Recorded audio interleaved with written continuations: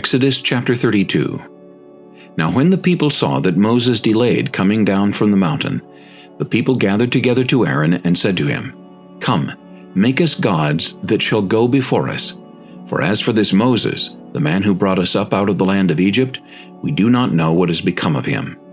And Aaron said to them, Break off the golden earrings which are in the ears of your wives, your sons and your daughters, and bring them to me. So all the people broke off the golden earrings which were in their ears and brought them to Aaron. And he received the gold from their hand, and he fashioned it with an engraving tool, and made a molded calf. Then they said, This is your God, O Israel, that brought you out of the land of Egypt. So when Aaron saw it, he built an altar before it. And Aaron made a proclamation and said, Tomorrow is a feast to the Lord.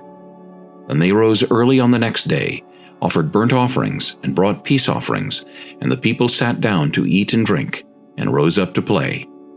And the Lord said to Moses, Go, get down, for your people whom you brought out of the land of Egypt have corrupted themselves. They have turned aside quickly out of the way which I commanded them. They have made themselves a molded calf, and worshipped it, and sacrificed to it, and said, This is your God, O Israel, that brought you out of the land of Egypt. And the Lord said to Moses, I have seen this people, and indeed it is a stiff-necked people. Now therefore let me alone, that my wrath may burn hot against them, and I may consume them, and I will make of you a great nation. Then Moses pleaded with the Lord his God, and said, Lord, why does your wrath burn hot against your people, whom you have brought out of the land of Egypt with great power and with a mighty hand? Why should the Egyptians speak and say, He brought them out to harm them, to kill them in the mountains, and to consume them from the face of the earth? Turn from your fierce wrath, and relent from this harm to your people. Remember Abraham, Isaac, and Israel, your servants, to whom you swore by your own self, and said to them, I will multiply your descendants as the stars of heaven. In all this land that I have spoken of I give to your descendants, and they shall inherit it forever.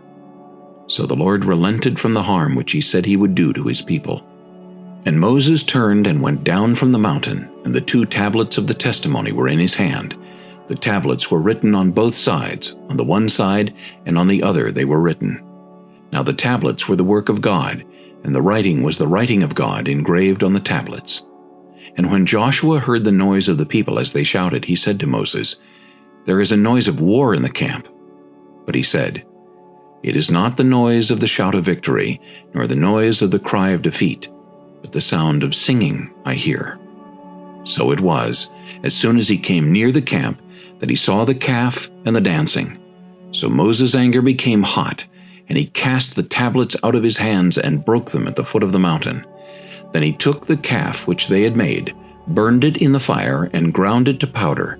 And he scattered it on the water, and made the children of Israel drink it. And Moses said to Aaron, What did this people do to you, that you have brought so great a sin upon them? So Aaron said, Do not let the anger of my Lord become hot. You know the people, that they are set on evil. For they said to me, Make us gods that shall go before us. As for this Moses, the man who brought us out of the land of Egypt, we do not know what has become of him. And I said to them, Whoever has any gold, let them break it off. So they gave it to me, and I cast it into the fire, and this calf came out. Now when Moses saw that the people were unrestrained, for Aaron had not restrained them, to their shame among their enemies, then Moses stood in the entrance of the camp and said, Whoever is on the Lord's side, come to me. And all the sons of Levi gathered themselves together to him.